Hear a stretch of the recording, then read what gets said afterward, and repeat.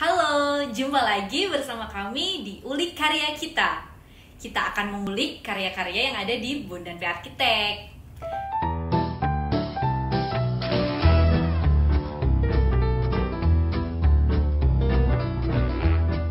Langsung saja kita akan mengulik karya dengan one and only Mas Widodo.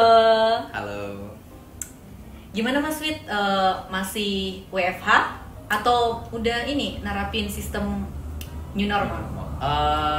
Kalau kita sih sejauh ini masih WFH ya. Kemarin sudah ada wacana untuk new normal sebenarnya di awal Juni ini. Cuman ada himbauan lagi dari pemerintah untuk perpanjang masa persiapan istilahnya ya. Jadi kita perpanjang lagi untuk masih kerja di rumah gitu selama masih ada social distancing. Oke, berarti kita harus ambil jarak ini. Oke. Ya. Yes. Berarti di Jogja ini belum ya?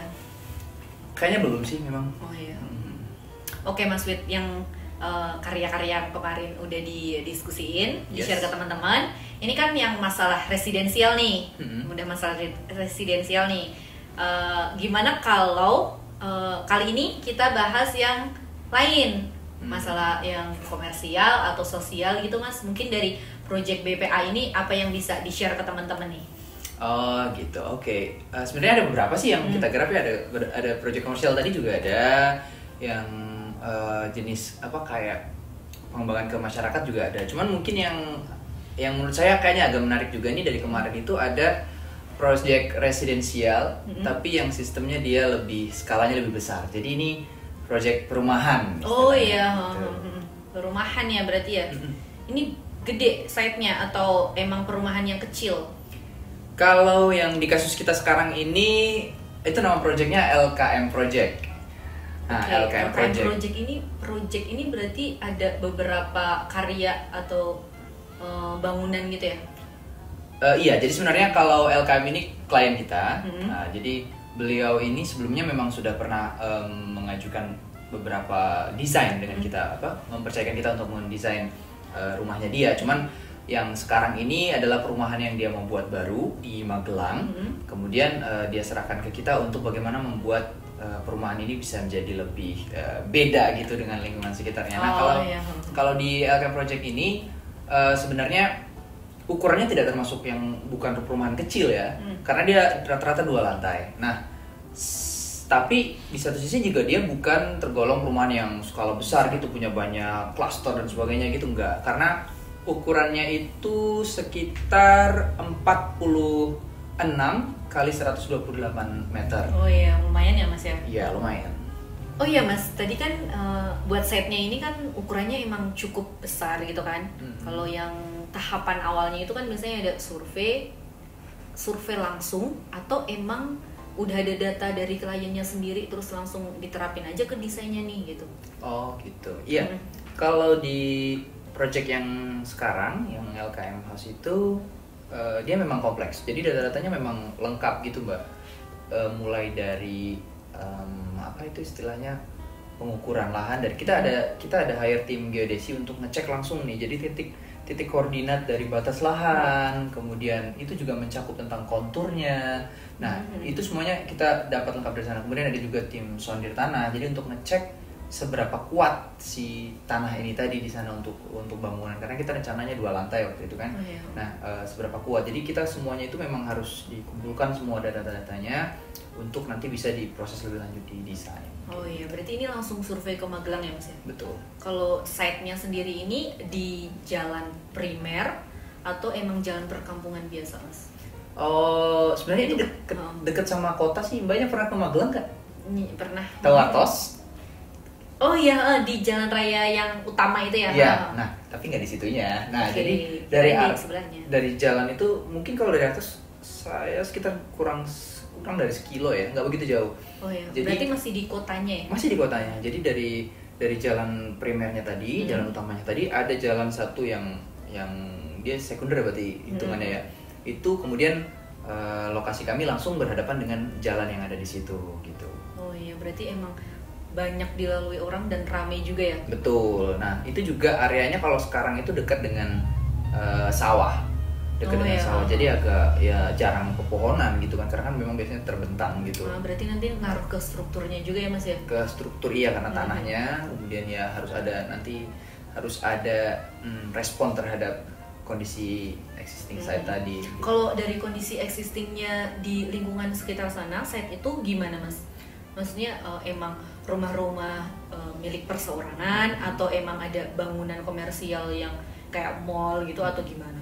Kalau yang kemarin kita dapat datanya ya, jadi daerah itu berdasarkan datanya, saya lupa istilahnya kalau dalam istilah tata kota, tapi kalau saya tidak keliru zona kuning apa ya kalau tidak salah, yang intinya fungsinya itu untuk digunakan sebagai area hunian, jadi area tinggal masyarakat. Jadi memang bukan untuk zona hijau ataupun zona komersil, bukan, tapi memang itu area hunian. Jadi memang fungsinya udah nanti bakal dikembangin untuk fungsi hunian tadi. Oh iya, masih ada ya Mas lahan yang masih kosong gitu? Masih, kebetulan di Magelang waktu itu masih ada. Oh iya. Kalau yang tadi ini kan proyeknya LKM project ya? Betul. Bu Pak Lukman. Nah, Pak Lukman. Pak Lukman. Terus kalau yang buat perumahannya ini pasti ada namanya tersendiri kan ya Mas? Biasanya kan ada cluster residen atau gimana gitu. Kalau yang ini apa namanya Mas? Kalau yang ini kita namai sebagai Sudiro Green Residence. Oh ya, kalau Sudiro Green Residence ini diambil dari apa Mas Sudiro? Kan bapaknya namanya Lukman, kenapa Sudiro? Jadi Sudiro itu nama jalannya sebenarnya. Jalan yang di depan itu, jalan yang sekunder tadi itu namanya Jalan Sudiro. Jadi ya udah untuk mengidentifikasikan untuk mengidentifikasikan si bangunan tadi biar lebih istilahnya namanya lebih familiar gitu. Jadi kita gunakan nama Sudiro Green Residence, SGR. Kirain nama bapaknya. Bukan. Nama bapak-bapaknya. Terus kalau yang dari Green Residence ini berarti nanti berhubungan dengan rumahnya atau konsep rumahnya nanti ada green building gitu atau gimana Mas? Iya, jadi semuanya nanti akan jadi patokan utamanya, jadi acuannya kita tadi dari konsep green tadi. Cuman itu yang misalnya menjadi konsep utamanya, kemudian nanti akan diterjemahkan menjadi beberapa konsep-konsep kecil di dalam setiap bangunannya nanti. Berarti ini konsep buat seluruh kawasannya ini. Yes, ya? Betul. Oke Mas Wid, tadi kan untuk namanya Sudiro Green Residence. Nah tadi udah dijelasin singkatnya. Nah mungkin bisa dijelasin secara detailnya gitu Mas, gimana konsepnya Sudiro Green Residence ini? Oh gitu, oke.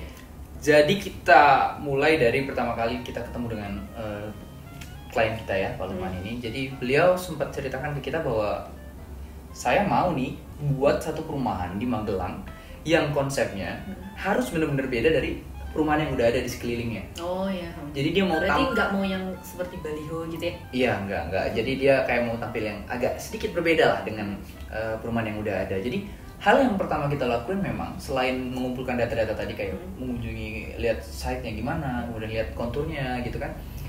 Yang kemudian kita lakukan adalah kita melakukan survei ke perumahan-perumahan yang ada di sekitar.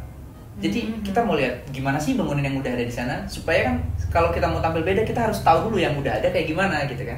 Nah, jadi emang itu jaraknya dekat ya Mas sama perumahan sekitarnya gitu. Iya, mungkin karena tadi ada zonasi yang untuk rumah tadi, untuk kebutuhan rumah tinggal tadi. Jadi kita jadi di sana banyak lingkungan untuk perumahan gitu. Nah, tapi tahu nggak Mbak, waktu kita keliling ke sana itu ada satu fakta yang cukup bagi saya pribadi agak mengejutkan gitu ya. Yang pertama itu adalah setiap bangunan rumah di sana itu waktu itu tahun 2018 ya, waktu kita survei itu punya tren sendiri gitu. Jadi beberapa perumahan mereka punya kemiripan dari segi fasad bangunannya. Oh, sama seperti baliho ini tadi. Desainnya. Iya, tapi nggak yang benar-benar mirip baliho sih. Maksudnya tetap mereka punya karakter sendiri-sendiri, tapi ada satu kesamaan yang saya tidak tahu kenapa hal itu bisa muncul gitu. Atau emang udah peraturannya harus ada elemen itu. Saya rasa enggak sih, karena kan beda-beda.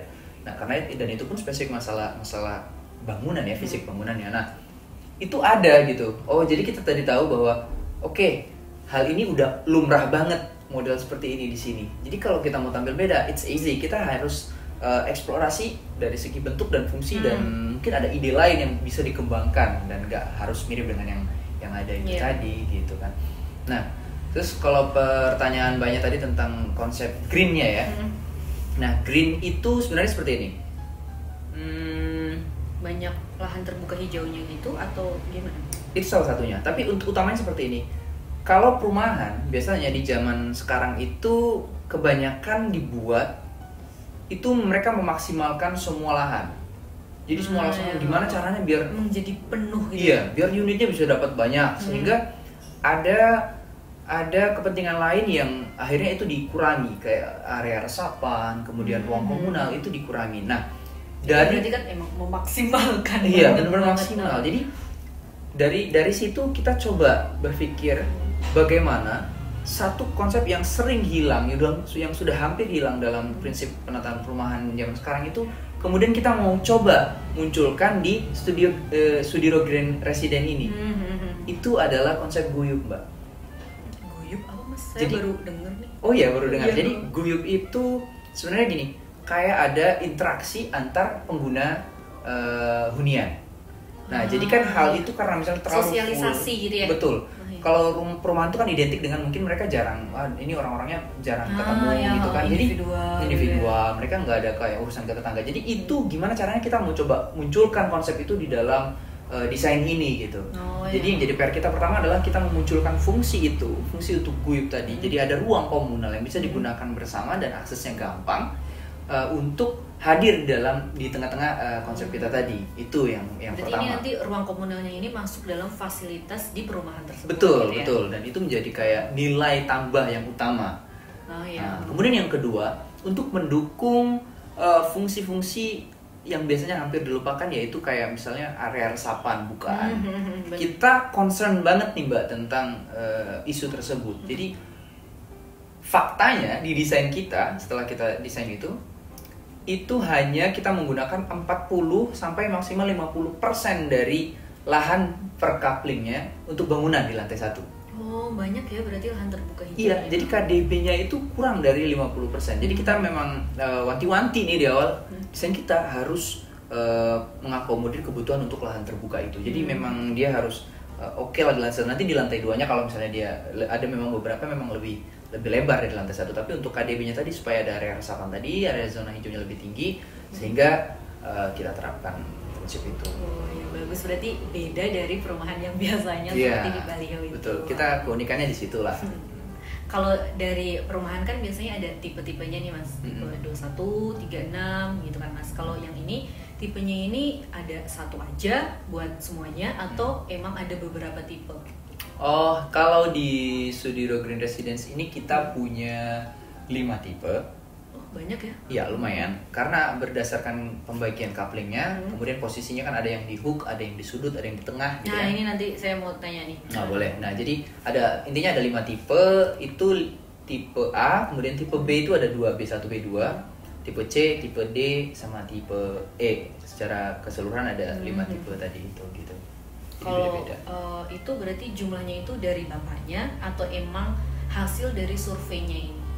Kedua-duanya Mbak. Jadi kita habis keinginan bapaknya, misalnya beliau ingin jumlah sekian, tapi kita lihat situasinya dengan ukuran rumah yang dibutuhkan, hingga akhirnya kita simpulkan bahwa di dalam lahan yang saya sebutkan tadi itu terdiri dari 31 unit dalam totalnya. Oh iya. Ada 31 unit. Jadi memang apa istilahnya, perbandingannya antara lahan terbuka dengan bangunannya tadi ini memang akhirnya yang menentukan berapa jumlah unit di dalam satu perumahan itu tadi. Oh iya, oke Mas. Kalau yang tadi kan berarti kan kalau yang ini perumahannya kan tadi beda dari yang lain, ada ruang komunalnya tadi itu kan. Nah, gimana cara Mas Wid ini membagi antara ruang private yang buat penghuninya ini sama ruang untuk komunal yang buat sosialisasi ini? Gimana Mas? Wait. Kayaknya udah kepanjangan nih videonya. Langsung aja kalau mau tahu kelanjutannya, langsung klik video selanjutnya di part 2. Dadah!